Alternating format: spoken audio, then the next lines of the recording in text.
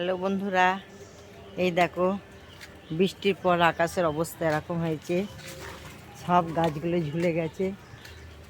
ওই দেখো মাছে একটা নারকেলও পড়েছে। জল দেখো কত ভর্তি হয়ে গেছে পুকুরে। এই বৃষ্টিতে ভিজে ভিজে আমি ফুলও তুললাম। দেখো কি অবস্থা আকাশে।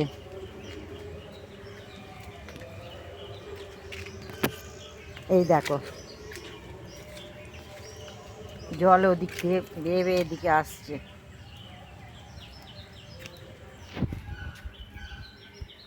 ঠিক আছে, আমি আমার কাজ করি।